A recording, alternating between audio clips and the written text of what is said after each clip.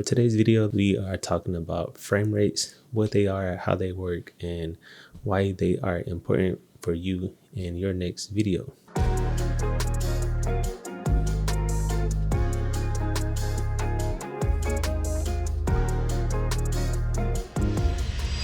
So before we get into the breakdown of a frame rate, let us first decide or determine what a film is. So a film is essentially just a number of still images or photos displayed rapidly in succession to create some type of sequence, thus giving us the definition or the term motion picture. Movie, motion picture. Picture, one picture, singular, individual, is a picture. A number of pictures in sequence is a motion picture or a movie. So now that we understand that, we can get into the breakdown of what a frame rate is.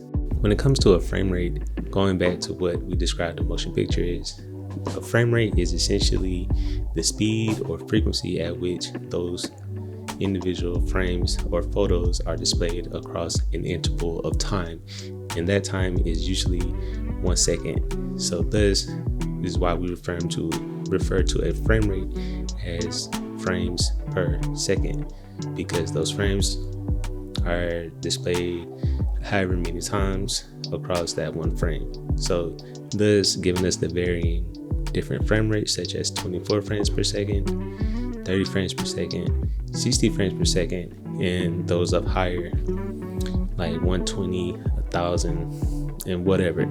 So it gets kind of crazy when you start thinking about higher frame rates. So why are frame rates important? Frame rates are important because they specifically determine, one, the style of your video, and then two, the viewing experience that your audience will have with your film.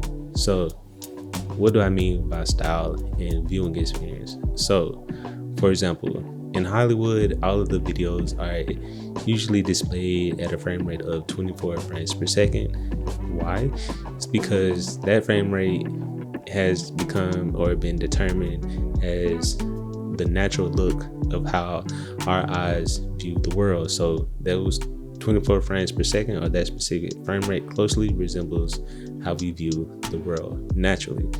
Thus the reason why we call 24 frames per second that cinematic mode, because it looks true to what we see with our natural eyes.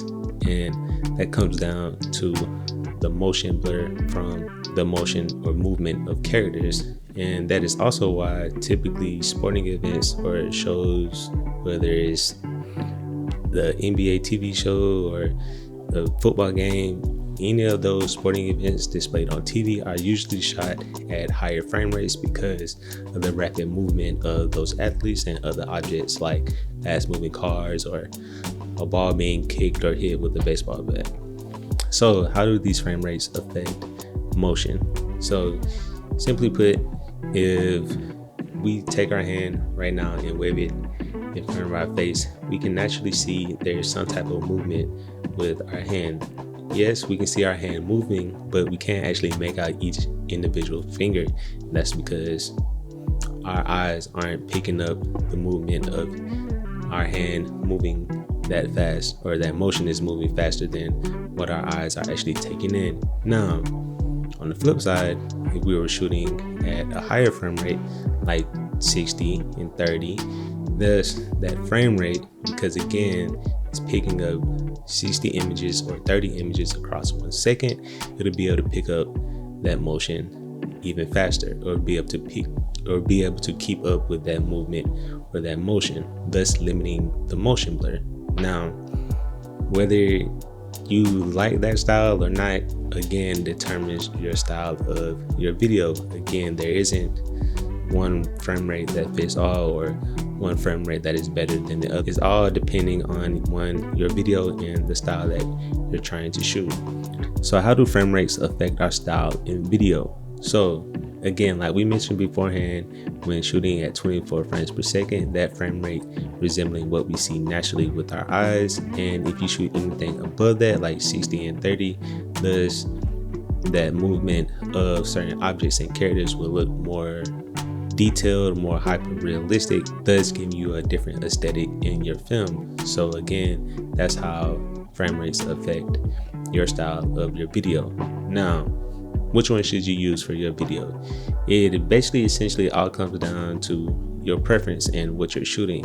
For me personally, I enjoy shooting 24 frames per second for all of my videos. Rarely do I shoot anything else other than that, and I like to document everything true to life and how I experienced it when actually being in that moment. And I try to give you all, or my audience, that experience that I felt in the moment, and the only way to do that is to shoot as true and natural to what we view with our eyes. So thus, that is why I shoot in 24 frames per second. There are times where I actually shoot slow motion or at high frame rates like 120 to give that slow-mo effect. So which frame rate is best, 24, 30, or 60, or something else higher than that? And to answer that question, there really isn't one frame rate that fits every situation and every scenario.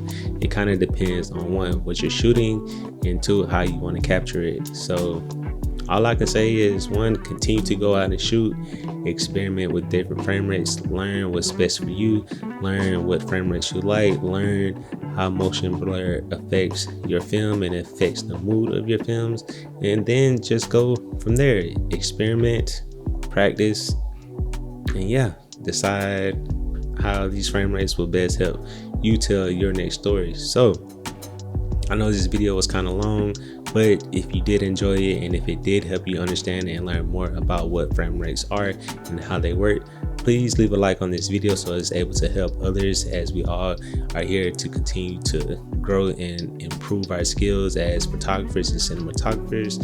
And if you aren't already, consider subscribing to the channel to be notified for future videos, whether it's these tutorials, documentaries, shorts about Lola, or whatever the case may be. But until next time, peace.